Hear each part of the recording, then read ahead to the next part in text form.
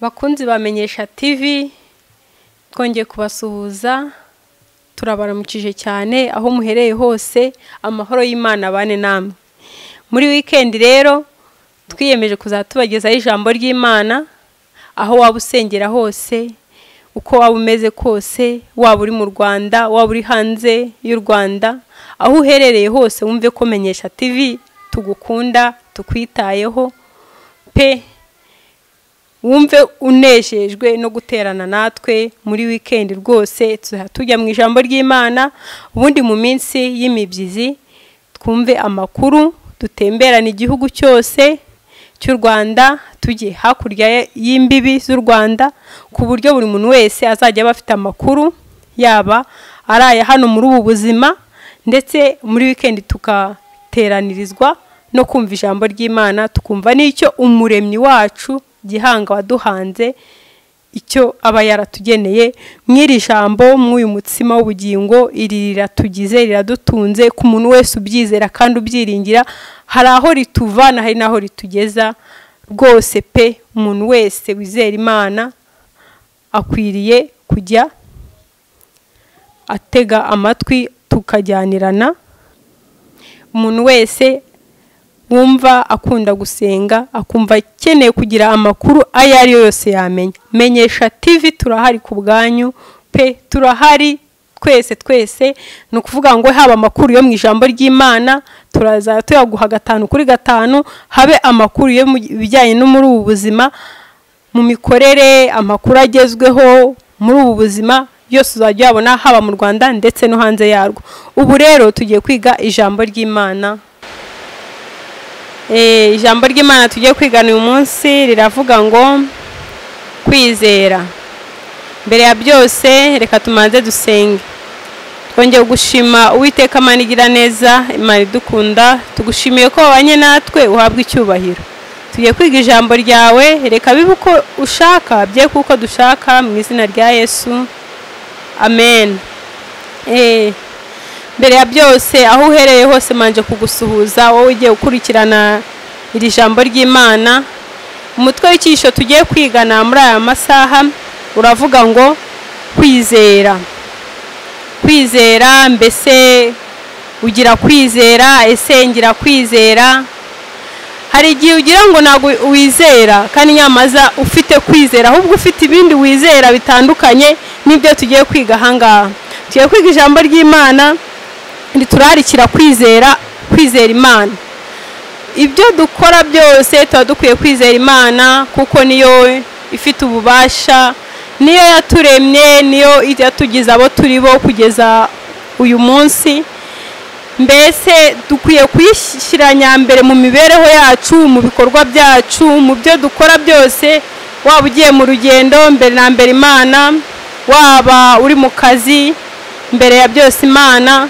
Mbese tukayigirira icyizere nkuko ujya gutega umumotari.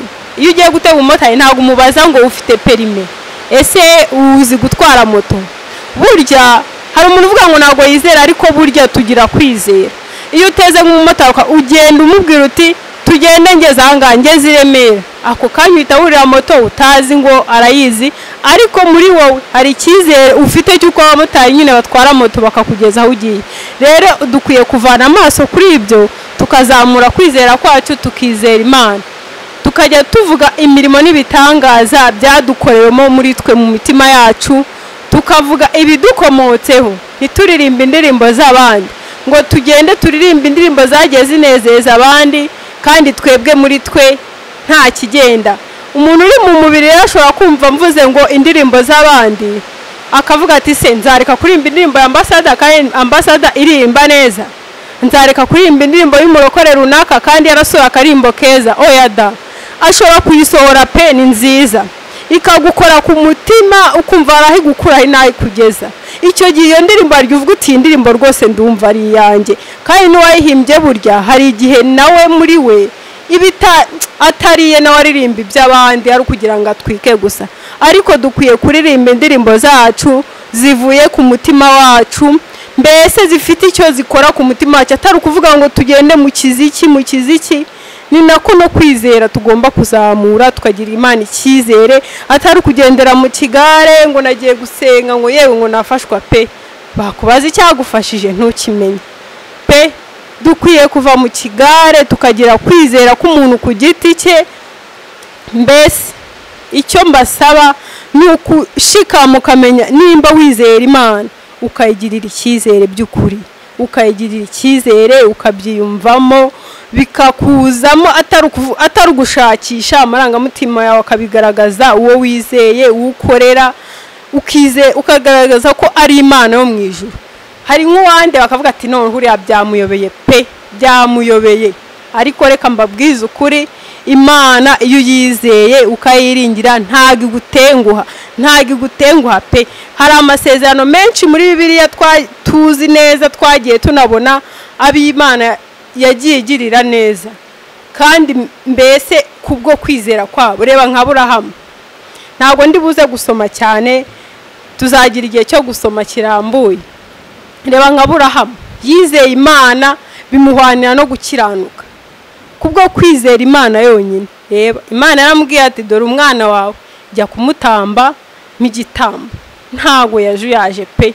Kandi ubwo bwari nk'ubwa kabiri, mubwira ngo va mu gihugu cy'iwanyu usiga inzu ya so, mbese usiga imiryango yanyu ugende ujye mu gihugu nzakwereka. Nta nubwo yamubwiye ati ujye mu gihugu runaka kugira ngo byibuze yumve ko icyo gihugu ngiyemo kiraruta iki, mbese nzabonamo ibi n'ibi. Yaramubwiye ngo haguruka ugende usiga inzu y'iwanyu n'umuryango wanyu ugende ujye mu gihugu nzakwereka. Icyo gihugu ntago yari yakimwereza, ariko kubwo kwizera Aburahamu yari afite Imana icyizere, yumva bimurimo atari ibintu ari gushakisha pe.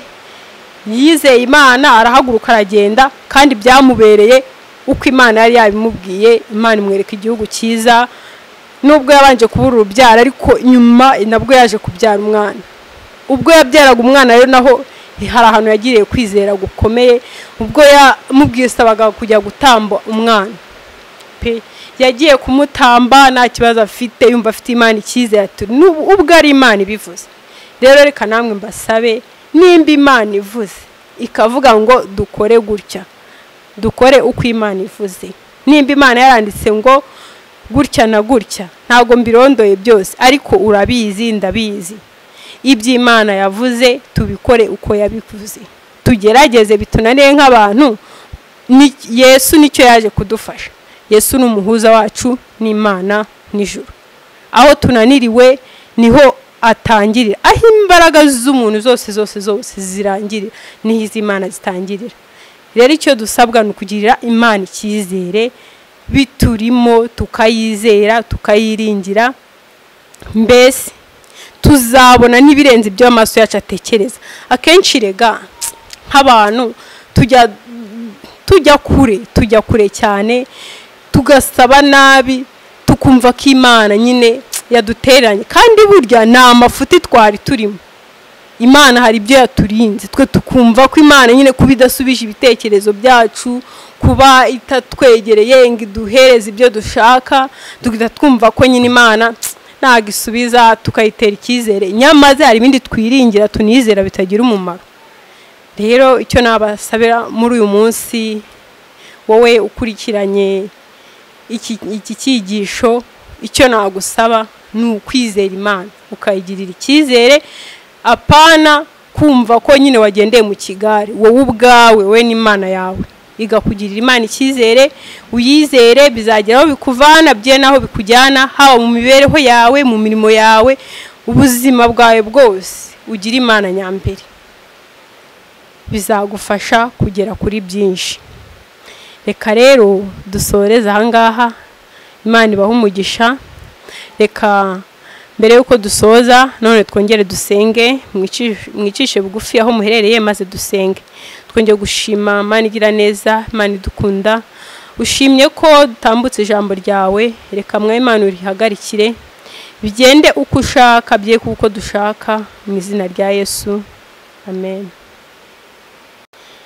Bakunzi bamenyesha TV rero, abari badukurikiye, icyigisho cy'uyu munsi tugishoreje ahangaha. Mukomeze kugira ibihe byiza, mukomeze kwiringira Imana muyizere.